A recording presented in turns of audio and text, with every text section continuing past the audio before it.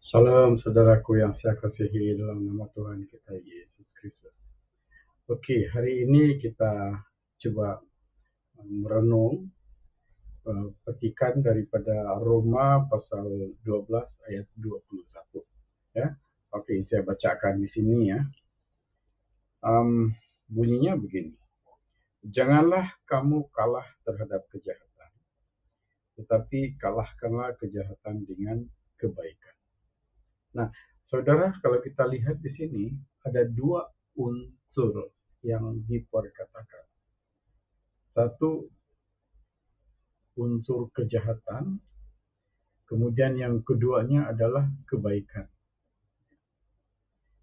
Dan kejahatan dan kebaikan ini tidak boleh bersatu. Dia saling bertentangan di antara baik dan yang jahat itu sendiri. Oke. Jadi kalau kita melihat di dalam firman Tuhan, ya, sebenarnya firman Tuhan ingin kita hidup di dalam kebaikan. Dan sudah tentu kejahatan itu akan senantiasa berusaha menguasai hidup kita melalui serangan-serangan terhadap jiwa kita itu sendiri. Ya, serangan terhadap jiwa kita melalui 4 panca indera kita. Oke. Panca indera yang pertama itu kita lihat yaitu mata. Saudara, mata kita ini boleh digunakan oleh kejahatan itu ya untuk melihat sesuatu, kemudian dia akan masuk apabila dia sudah gunakan kejahatan itu gunakan mata kita untuk melihat sesuatu yang tidak baik, dia akan masuk ke dalam jiwa kita, menyelusup ke dalam jiwa kita untuk memikirkan hal-hal yang tidak baik, ya, yang bertentangan sekali dengan firman Tuhan, dengan logos, dengan kehendak Yahweh itu sendiri. Ya. Maka akhirnya kita akan terkeluar ataupun tersasar daripada kemuliaan Elohim itu sendiri. Itu yang pertama. Kemudian panca indera yang kedua adalah telinga. Telinga ini kita akan mendengar sesuatu.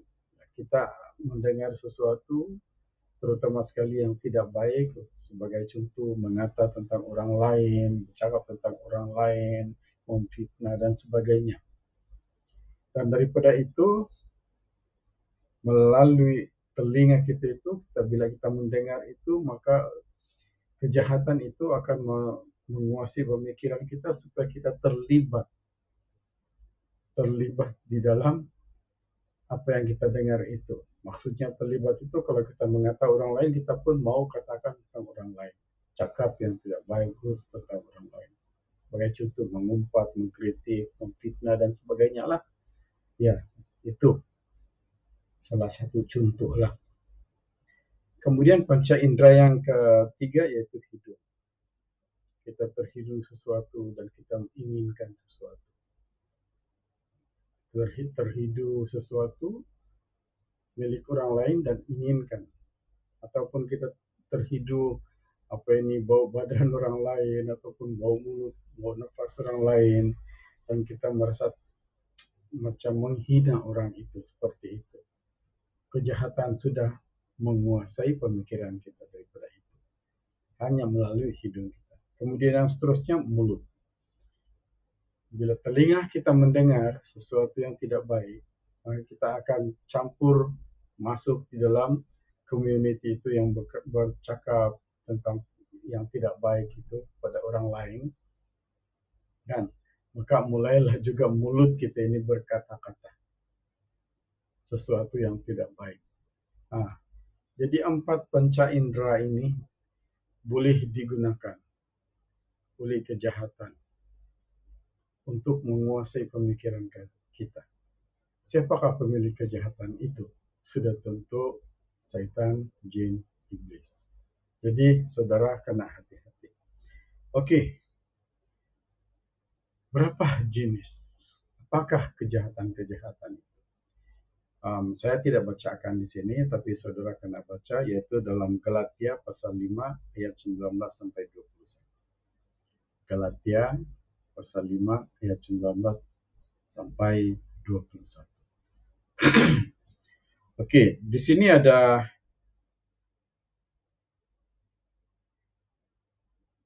15.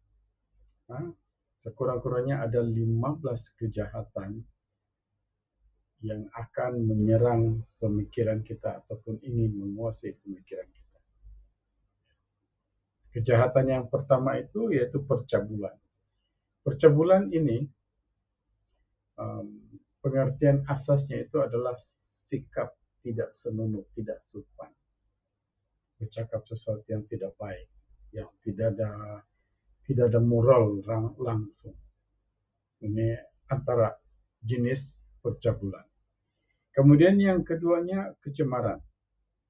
Kecemaran ini cemar lah, ya, menguturkan. Ya. Sebagai contoh, kita pergi di tempat yang sangat baiklah, yang beradab, bersopan, ada adat rasamnya. Kita tiba-tiba datang di situ dan kita bersikap yang tidak baik. Ya. Mencemarkan tempat itu sendiri. Ya. Orang-orang yang beradab, bersopan santun, kita datang di sana dengan kata-kata yang tidak baik, cara berpakaian yang tidak baik, sikap yang tidak baik, itu sudah mencemarkan tempat itu. Ya. Kemudian yang ketiganya yaitu hawa nafsu. Hawa nafsu ini adalah keinginan yang melampau, yang tidak terbatas. Nah, ini bahaya ini. Ya. Kita mau sesuatu itu, kita mau milik kurang itu, dan kita gunakan apa saja cara untuk mendapatkannya. Ataupun kita mau dapatkan harta atau milik orang lain itu sudah tidak betul. Ya. Kemudian yang keempatnya penyembahan berhala. Kita lihat sesuatu objek itu dan kita rasa seperti ada kuasa. Dan kita tumpukan perhatian kita di situ, kita menyembah. Itu iblis gunakan kita punya mata, kita punya hati itu untuk dia pergunakan kita melalui penyembahan berhala. Ya. Seperti itu. Ya. Dia gunakan mata kita untuk melihat benda itu, kemudian dia masuk dalam jiwa kita, seolah-olah di situ ada kuasa. Tapi sebenarnya tidak ada. Dia yang menguasai pemikiran kita untuk hal-hal yang tidak baik. Oke. Itu penyembahan berhala. Kemudian seterusnya adalah sihir. Sebab kita sudah dikuasai oleh kejahatan, ya, kejahatan daripada penyembahan berhala tadi itu, maka kita dapat seolah-olah kita merasakan kita ada kuasa. Ya, ada kuasa, tapi bukan daripada Yahweh itu sendiri, tapi daripada si jahat. Maka kita gunakan perkataan sihir itulah, ya, perkataan sihir itu. Oke, yang seterusnya permusuhan. Tidak ada yang ingin mengalah, masing-masing ada ego, ada kesombongan, maka terjadilah permusuhan. Nah, itu. Kemudian yang seterusnya iri hati. Kita nampak orang lain ada kelebihan, kita merasa iri hati. Apabila kita merasa iri hati adalah rasa-rasa yang dengki, seperti itulah. Oke. Ada rasa dengki. Iri hati dengan dengki ini ada perbedaan. Kalau kita kaji betul-betul, ya. Kemudian yang seterusnya amarah. Sikit-sikit marah, sikit-sikit marah. Jadi kemarahan itu akan menguasai seluruh pemikiran kita dan akhirnya kita tidak ada toleransi dan kita tidak ada keamanan di dalam diri kita itu. Marah terus. Jadi kebaikan itu pun akan hilang daripada jiwa kita dan kehidupan kita mempraktikkan perkara-perkara yang tidak baik. Seperti itulah, ya. Yang seterusnya pentingkan diri sendiri. Penting diri sendiri ini kaulah, akulah. Seperti itu. Tapi bila dia merasa susah, dia perlukan juga pertolongan orang lain. Seperti itu. Tapi kalau dia senang, itulah, dia tidak peduli orang lain. Ini juga salah satu yang sikap tidak baik lah, ya, yang kejahatan itu. Kemudian yang seterusnya atau mencederakan. Mencederakan ini suka menyakitkan orang lain, baik menyakitkan hati ataupun menyakitkan fisikal seseorang. Itu juga satu kejahatan. Kemudian yang seterusnya adalah perpecahan. Perpecahan ini memang tidak senang melihat orang bersatu.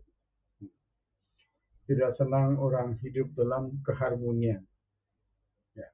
Dia mau supaya senantiasa ada perpecahan, senantiasa ada pergolakan di situ. Nah, itu juga satu kejahatan lah. Kemudian yang saya katakan tadi itulah dengki itu kan, nah, dengki dengan iri hati itu, ya. Dan seterusnya adalah mabuk. Kita mau enjoy dan kita terus hidup di dalam kemabukan. Ya, mabuk, minum alkohol dan sebagainya lah.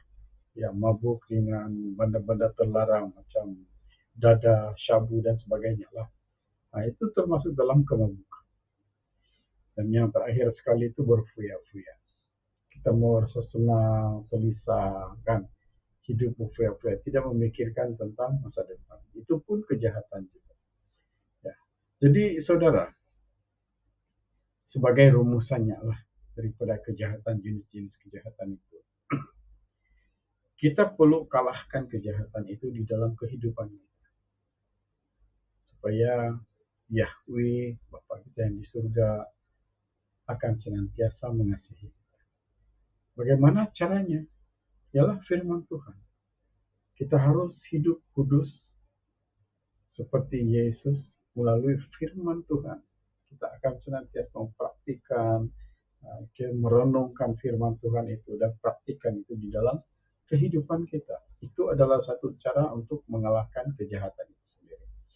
Oke, bagaimana cara mengalahkannya? Pertama sekali, kita perlu kenali diri kita.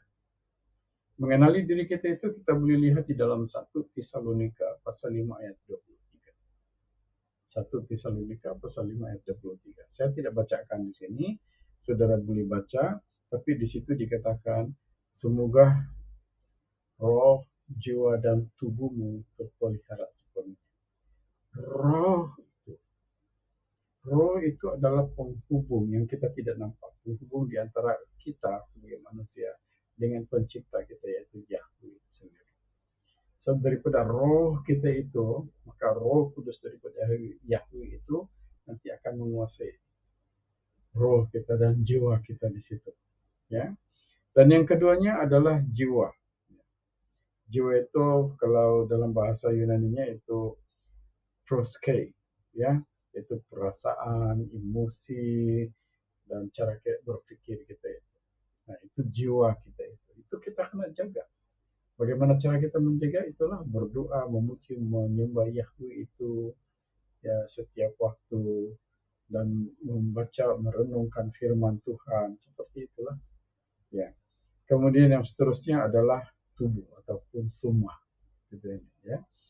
Sebab roh dan jiwa kita itu tinggal di dalam tubuh kita. Jiwa kita itu berada di dalam otak kita, dalam kepala kita. Ya. Kemudian kita punya roh itu biasanya itulah selalu berada di sini. Ya. Jadi kita harus satukan roh dan jiwa kita itu di dalam penyembahan kita kepada Dia. Kadang-kadang ada cabarannya, ya, ada cabarannya di situ. Ya, roh dan jiwa kita tidak boleh bersatu. Ya, oke, itu yang seterusnya. Kemudian yang keduanya, yang sangat penting di sini dalam jiwa kita itu hati kita, yaitu kita punya perasaan, emosi, ataupun cara fikir kita. Nah, kita lihat dalam Amsal pasal 4 ayat 23. Jagalah hatimu dengan segala kewaspadaan. Ya, jadi itulah saudaraku. Kita akan jaga itu. Yang keduanya, kita lihat di dalam Lukas pasal 21 ayat 34. Sangat penting kita jaga jiwa kita itu, hati kita itu. Supaya kita sentiasa hidup kudus di hadapan Yahweh yang Maha Agung. Jadi itu saja saudaraku renungan kita pada hari ini. Kiranya Tuhan memberikan kita hikmat untuk mengetahui lebih dalam lagi tentang firman Tuhan firman yang kita renungkan hari ini. Kiranya Tuhan memberkati kita semua.